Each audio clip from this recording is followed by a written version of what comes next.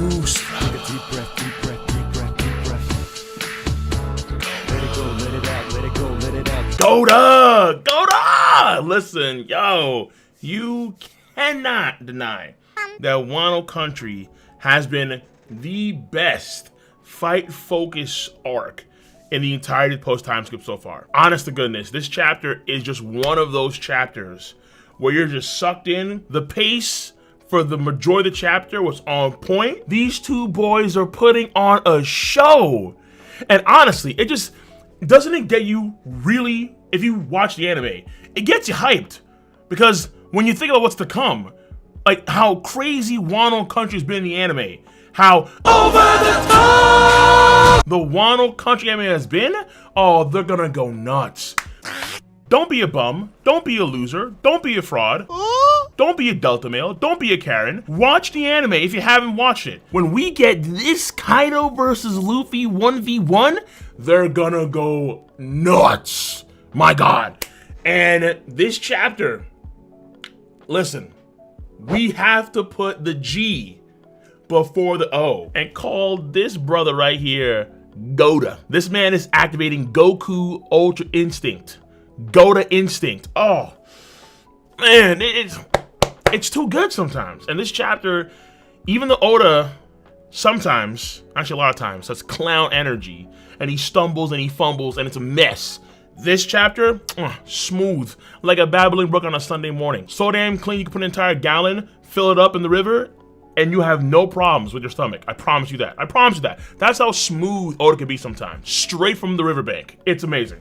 So, let me say this off the gate. You're wondering, where's the reaction? What's going on here? Okay? This is different. Yes, it is different. I said before in my last chapter reaction that things were going to change. And things have changed. So saddle up. Saddle up. If you want to see my initial live reaction to the chapter, go in the box below or click somewhere in the corner right here to my Cole Requiem channel, so where you can see my live reaction on the stream itself. Things are going to change for the channel moving forward because I do make this channel a lot more discussion oriented and focused. And in order to do so, things have to be micromanaged in a far, far, far better way, which is why I highly recommend that if you want to see your boys live, unfiltered, uncensored, mounds of profanity, stomach showing, hairy belly buttons, if you want to see the entire kit and caboodle, then you go to Cole Requiem, link in the box below, because those reactions will be unfiltered, unedited. In case you didn't know, now you know, no excuses. Damn right. Now they're all caught up on what's what. Let me talk about this chapter, man.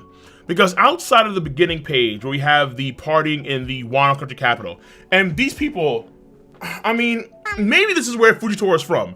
Fujitora does have Japanese garb, therefore Wano Country garb in some respects. Because all these people are blind. They're blind as bats. Onigashima is encroaching. And now they're writing the names on the skyboats. So I'm going to assume that at some point, we're gonna see these skyboats crash in Onigashima, like the bottom of it, at least, right? Because at some point, these people have to experience fear. At some point, they have to experience terror. And their bones, their very soul should be shaking like, yo, we are all going to die. But outside of that, the majority of this chapter is actually pretty well paced in terms of we just focus on Luffy versus Kaido. And it is delicious. I'm not gonna lie to you. I did not think that Kaido would off the gate with a random bow of sake. Like he had some sort of RPG storage somewhere. He just grabbed in midair, pulled it out, and just started drinking. This man, in his drunken state, is absolutely hilarious. And when you think about what Sandman of All On Park posted on Twitter, when he revealed that Kaido's name actually means Joy Boy, or a strong kid, and you look at Kaido's actions at the beginning of this fight, when he's drinking, laughing, having a good time, so stoked to fight against Luffy, the fight gets one-on-one, he's accepted Luffy. Luffy even says, like, yo, like, don't use this as an excuse when I beat you down. Kaido, in a lot of respects, does give off that Joy Boy energy. And when he does that Neo Matrix dodge, and he does the Drunken Dragon Bagua, and mid-swing, that was so sexy. Hey, yo, mid-swing, he brings it down mid-transformation. into hybrid form, and then Kaido then go into dragon form after that, and now he's all depressed, and yet still pops off with this crazy dragon twister devilish and gush as he's depressed. Then he's going like boo-hoo, like what you see like a Chinese manhua. Boo-hoo, I don't wanna, it took so much time. All of these things that we see in this fight with Kaido's drunk in different states is actually really damn cool. And this chapter is so good for lore in a lot of ways, in obvious ways and also low-key ways. And one of the low-key ways is the things that Kaido is talking about while he's in this drunken stupor. So expect absolutely a theory video based on the things that Kaido has said. In a way, it is throwing Luffy off guard, even when you think about how good on paper his observation hockey is, which may not make sense, but you have to understand that, and I said before, Luffy ain't Katakuri in terms of like future sight. I think that Luffy still has to really perceive someone's presence in order to really gain a good insight on what they're gonna do next in terms of seeing the future for an attack, for an upcoming attack. Because Kaido is all sloppy and wonky and doing weird things and drunk, he's going to base form, to hybrid form, to dragon form, back to hybrid form, mid-attack. Yeah, it's hard for Luffy to actually gauge that properly. Look, I don't care what no one says. That panel of the clashing heads and the Conqueror's hockey coding gap, God, that was sexy, man. That was real goddamn sexy. This is really well drawn in terms of the impact. You can really feel the intensity and the impact in the artwork. And it's well paced because we don't actually deviate to anything else for the vast majority of the chapter. Because understand, a lot of times in One Piece, Oda is all over the place. Like one page will be one location, another page will be another location. In one chapter, we can go to like 10 different locations in terms of pace. And a lot of times it's hard to really take that all in. And in Wano Country it's happened a lot because there's so many things going on. There's so many important people that are doing various X, Y, and Z things. And then what's also pretty cool too was the panel of the barrage attacks between Luffy and Kaido. It was Luffy's Raw Gatling versus Kaido's Kundali Dragon Swarm. And this is a nasty panel. This is facts. This is a nasty, nasty panel. Not only is it really cool seeing Kaido's club kind of expand to kind of match the size of Luffy's elephant guns, which is not actually happening, but in the imagery, you can see it and it looks dope as all hell. But also, there is a degree of mythology to this clash as well, because one of the natural enemies of a dragon is a rock, a giant mythical bird.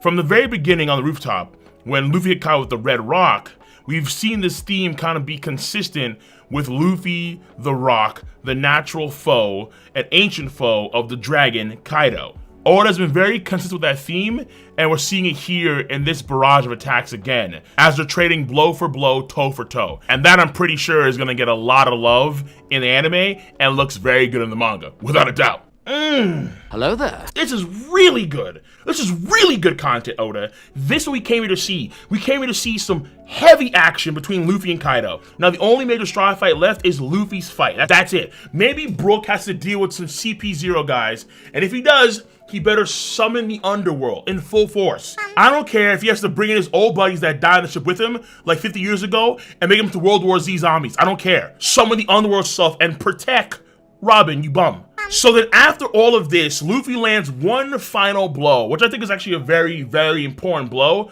but I'm going to need to kind of dissect this for a video. A very theory-ridden video that I need to do in the very, very, very, very, very near future, because we cut over, and this is like the one pacing problem I have with this chapter, out of nowhere to the Holy Land, yo. This is a very strange cut in the middle of the fight. Normally, when we go outside of Wano Country, that would be a segue into another act. So I thought for a second that we were going to like Act 4, because now all of a sudden we have the Holy Land. But it appears that we're actually still in Act 3. Maybe the next chapter will be like, okay, Act 4, but we don't see the curtains close. Therefore, I have to assume that we're still in Act 3. And even still, we cut to the Holy Land and to Mary Jo's pub. So, yeah, that was kind of weird. I'm not gonna lie, that was kind of strange. But the thing that's on everybody's mind, the thing that's going to require at least 2 theory videos, probably 4, and honest to goodness, is the end of this chapter. And we got time because there's a break next week for One Piece, which is unfortunate, but it gives us time to kind of theory craft, to sit down, to analyze, because at the end of this chapter, this random CP dude just gets a full frontal, a full facial of nothing but trunk and tusk and mean and big. Really damn big, and there ain't nothing you can do about it. Just damn. The way Jack got devastated, Zunisha is about to unleash the pain. In fact, Zunisha came because he heard rumor that elephants were getting disrespected because Jack took massive major L's and doesn't have a single named attack in the entire series. We have to rely on pirate warriors to get an actual named attack. We have to rely on pirate warriors for a single name attack for Jack the Drow. That's how bad things have gone for the Mammoth Boys. However, Zunisha is coming to represent the Mammoth Boys. I would personally say that's a very good representation. No doubt, no doubt. And obviously, in conjunction with Zunisha arriving, we have the Gorosei talk about of devil fruit. A particular devil fruit that hasn't awakened for centuries upon centuries. And a particular fruit that even the world government changed its name. A fruit that the world government wanted to, quote, erase from the annals of history. Because this fruit is that important on that big of a scale. What this fruit is going, listen, I can spend another 40 minutes on this video because we spent hours talking about it on Twitch with the tier 3 guys in chat and so on.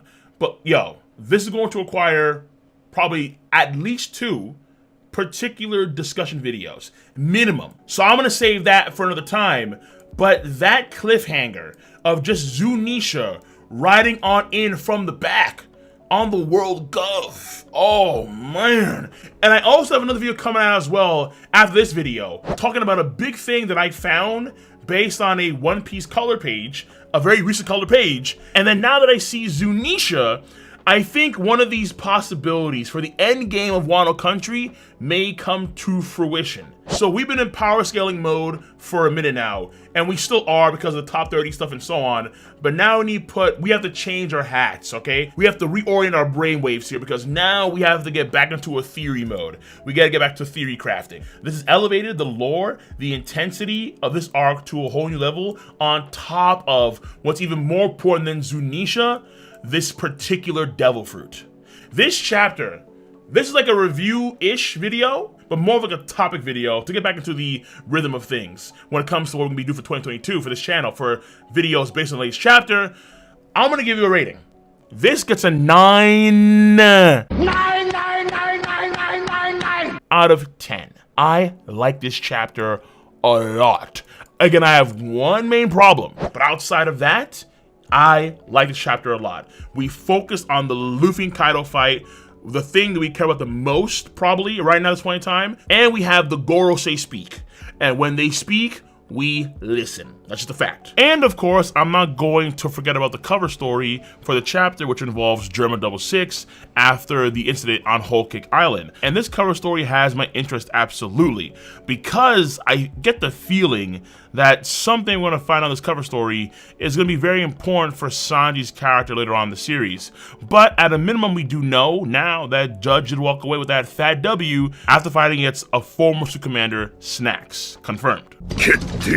So, a 9 out of 10. This was a very damn dope chapter, and absolutely expect a bunch of theory videos, at least 2 theory videos. Keep your eyes open for those theory videos. No doubt. No doubt.